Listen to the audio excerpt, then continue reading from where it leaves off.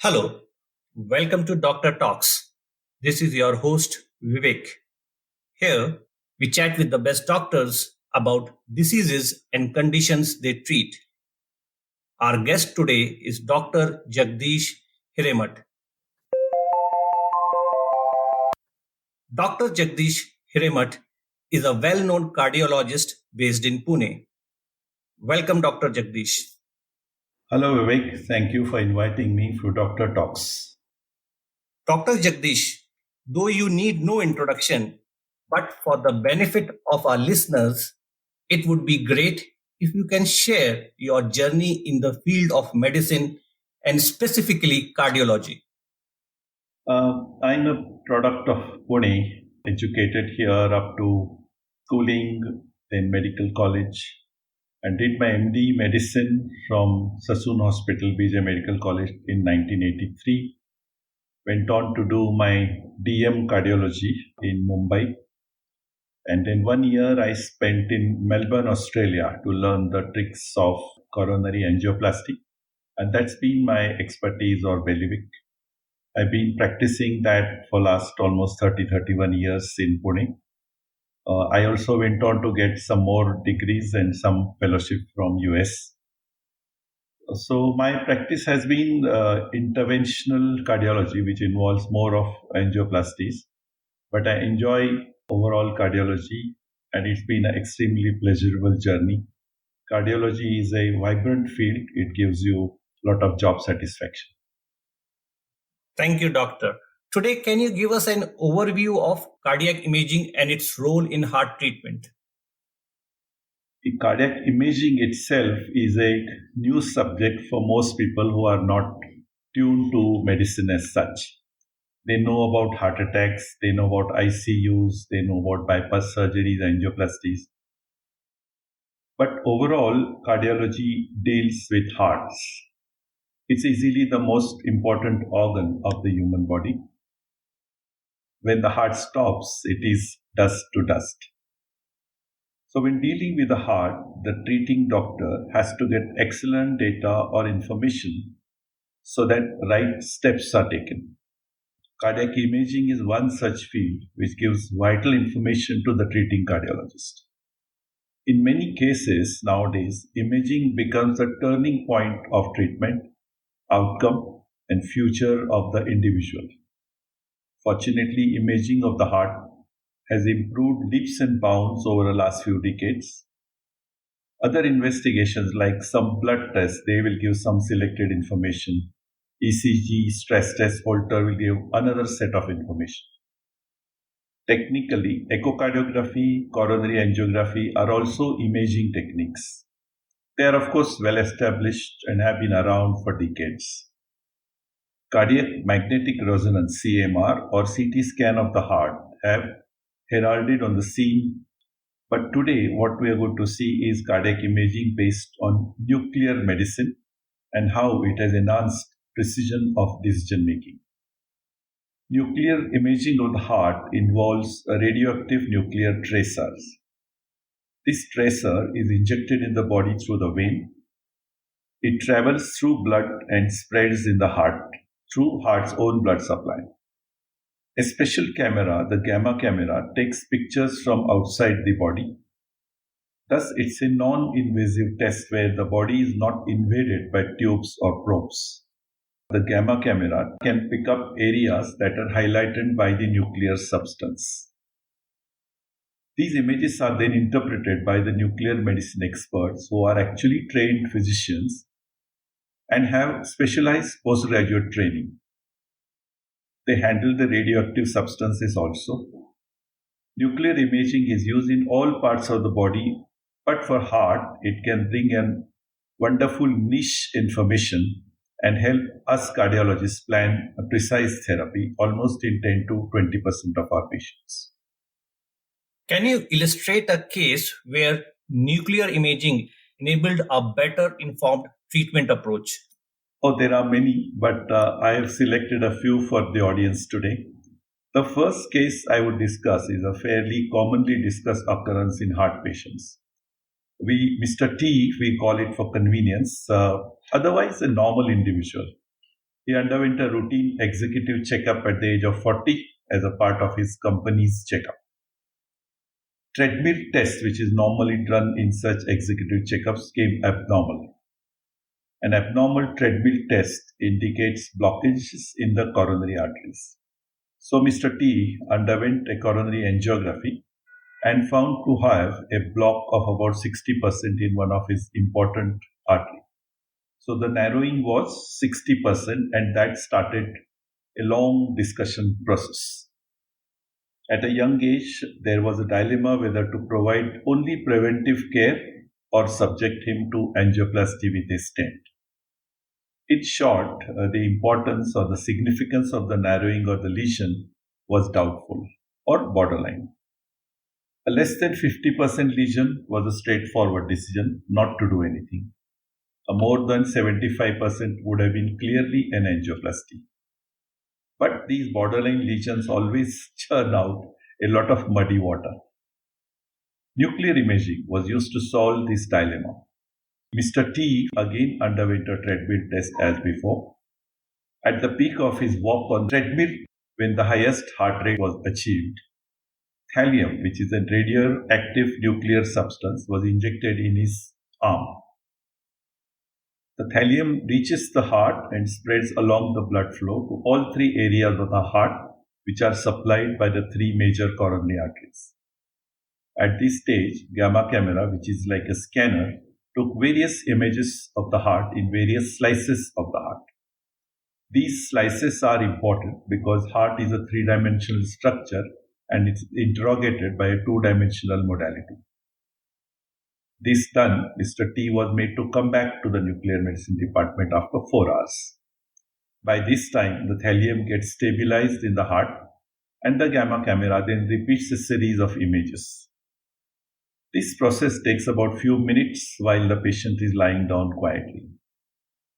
The nuclear physicist now compares the two sets of images and gives us cardiologists the final impression. If the thallium lights up the area, it is called hot, and if it fails to do so, then it is called cold. Mr. T had all his areas hot from the beginning. If Mr. T's block was important or significant, causing flow restriction to that area would have remained cold in comparison to the brisk flow of the other arteries, which were normal. After 4 hours, the blood would finally reach the restricted area, get redistributed, and then would become hot. In technical terms, the ischemic area, that means the area with less blood flow, would be cold at peak exercise because at a high rate and work done by the heart, and it will slowly become hot over a period of 4 hours. In Mr. T's case, it never remained cold to start with. It was inferred that the 60% block was not important. It did not require any mechanical treatment like a stent. Mr. T was advised only preventive treatment. The thallium treadmill test was a game changer for him. He went on to become CEO of the company the next 10 years, repeated his thallium test 3 times in the next 10 years, and it was all the time normal. In normal treadmill tests raised the suspicion. Coronary angiography gave a borderline verdict, but the thallium provided the right direction. We commonly say that the normal treadmill is a sessions court, thallium is a high court, and angiography is a Supreme Court. But here, the High Court turned the tables on the Supreme Court decision. Very interesting and insightful case. And the analogy which you gave in terms of Sessions Court, High Court, and Supreme Court made it pretty clear. I'm tempted to request you for another scenario which you can share. Another use of thallium-like radioactive agent is to check viability of the heart. The heart muscle or the myocardium is an active living cell. It produces glucose and energy, and this is known as metabolism. If the myocardium is metabolizing, it is living or viable. If it is dead, it will not metabolize.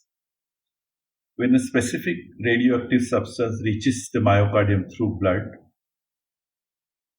the cell activity takes it up by metabolism. So actually, it's like absorbing inside the cell.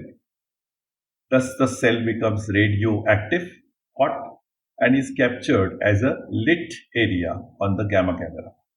If it is dead, thallium will not enter the cell because there is no metabolism. Area of the heart will remain cold, unlit for the gamma camera. A fantastic life-saving use of this viability test took place a few years ago in Diwali. A 10-year-old boy, over-enthusiastic, decided to light up his home with colored bulbs, mishandled the electricity, and got a massive electric shock.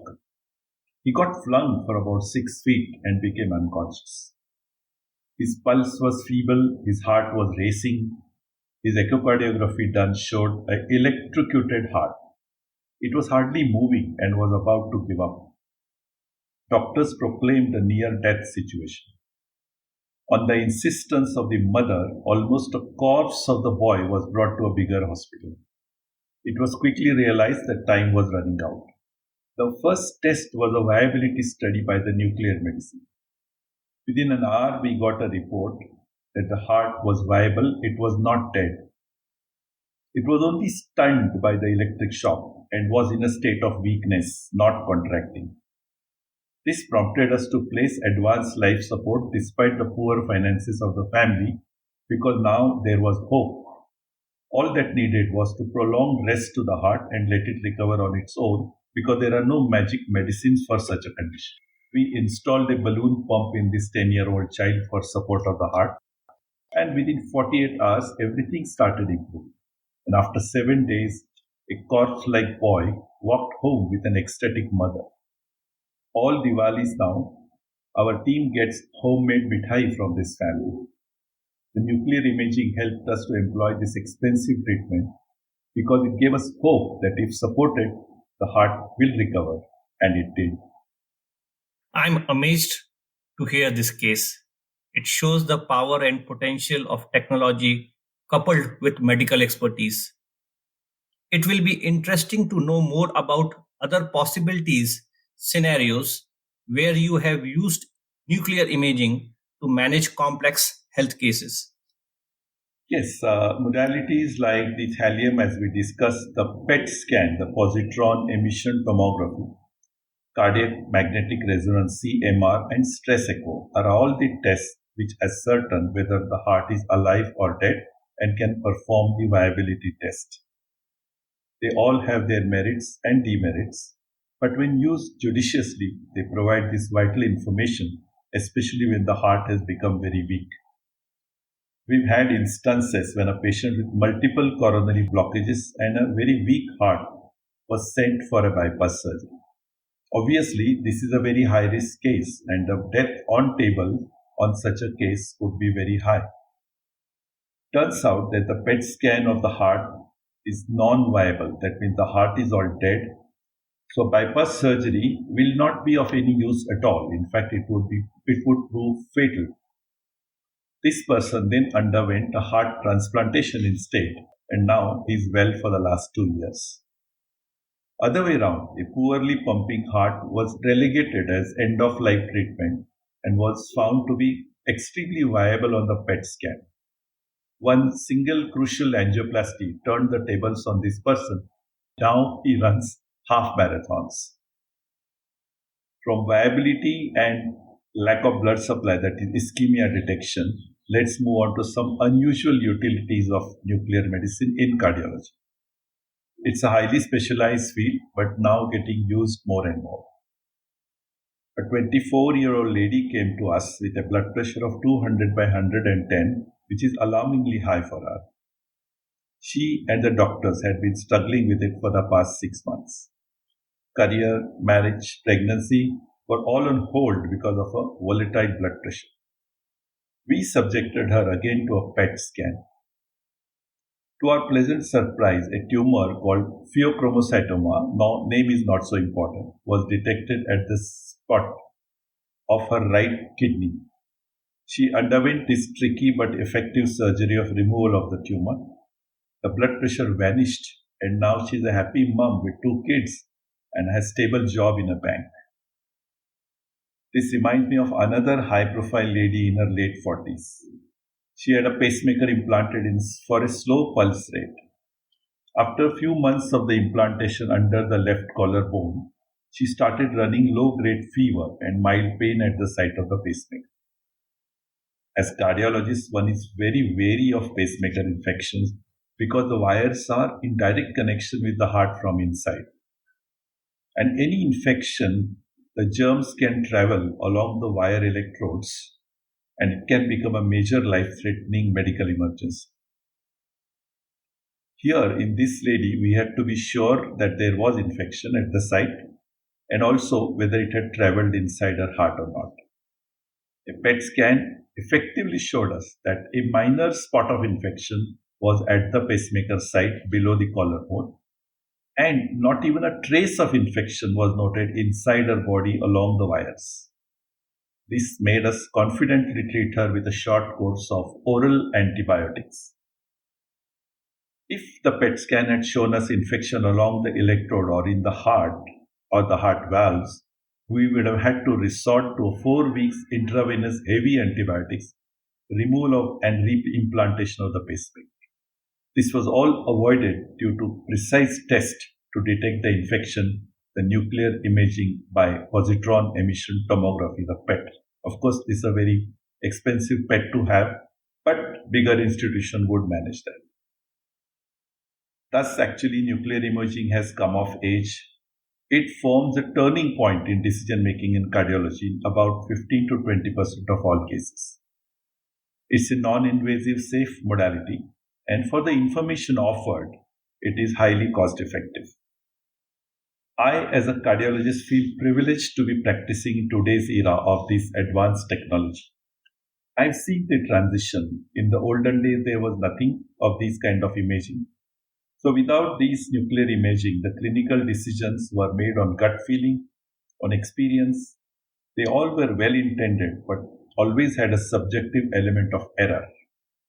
Nuclear imaging has added remarkable objectivity in decision making of these cases, and the transition of using and not using nuclear imaging leaves me Twitter-pated, absolutely excited about management of patients. Oh, very rightly said, Dr. Jagdish.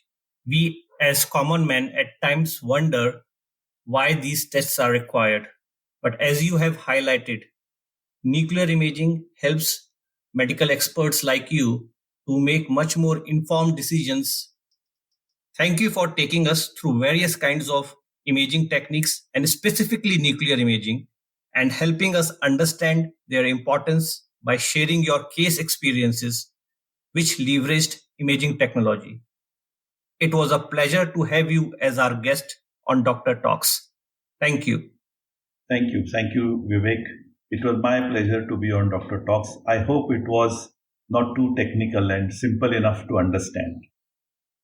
Yes, it was. I'm confident that our listeners would be able to understand the importance of cardiac imaging and specifically nuclear imaging through your simple illustration. Dear listeners, hope you enjoyed our insightful session on cardiac imaging and the important role it plays in today's era. Kindly share the podcast with your friends and spread the awareness in the community. Cheers till we meet next time.